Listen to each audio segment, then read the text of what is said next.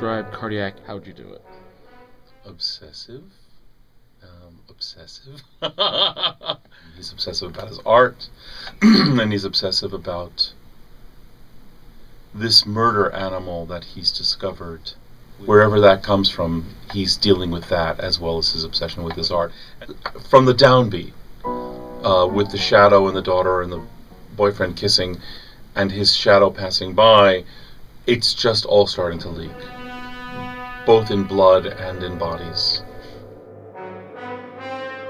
But Cardillac is unable to control certain impulses, and in that sense, I think it's something we can all relate to. Maybe not in the same way that he does, hopefully, or not the same things that he does, but in terms of restraint and the inability to restrain things. But I think what probably is universal in this character that probably we all can relate to is a sort of an impulse that takes us over that we cannot control.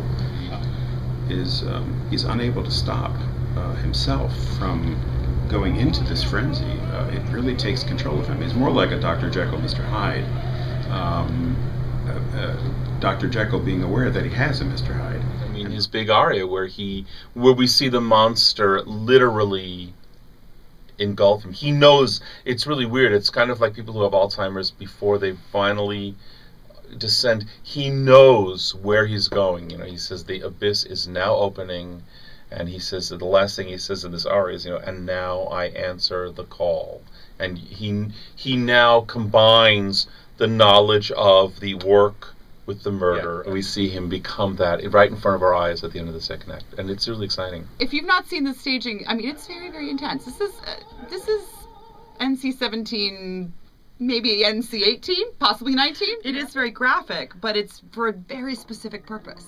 We're trying very hard to make it very non-presentational. I mean, most of the time as a stage actor, you feel this impetus to so-called cheat out, to face the audience. But we're treating this as though there is no audience. My name's Janna Baty, and I'm playing the role of the lady. It's brilliant that they don't have any names, because we do not represent living, breathing human beings. We represent that whole stratum of the social world that Cardillac abhors to the very base of his existence. Somehow he rationalizes this and justifies his actions to the point where we can sort of understand it. I mean, we don't condone it, of course, at all, but we can sort of understand it a little bit, and that's what makes him so complex and so fascinating.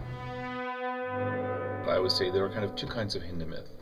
The late, kind of somewhat, the famous word always used is turgid music, and then the early, which this is, like thrilling music, and she sings this extraordinary aria. It's one of the most lyrical moments in the entire opera, actually. It's the thing that sort of comes the closest to sort of being tonal without actually being specifically so.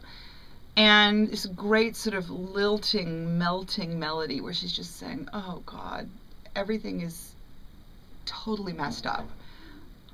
Here I thought I was going to have this intense encounter where I was just going to be, I mean, she says it, durchbohrt, which means drilled through, and, buried underneath him and just rent and left for dead, in a sexual sense. And he's not here. What am I supposed to do? All I can feel is just the wind blowing through my brain, basically. And she's completely just enraged and completely, left without any power. And it's a great aria. It's very succinct, it's very cleverly put together, and for my money, it's one of the nicest pieces of vocal writing in the whole thing. All of us have great tunes to sing. I mean, it's smarter than Puccini, but it's big tunes, and it's very exciting, and mostly it just hurtles by. I mean, it's just you can't believe it's over when it's over.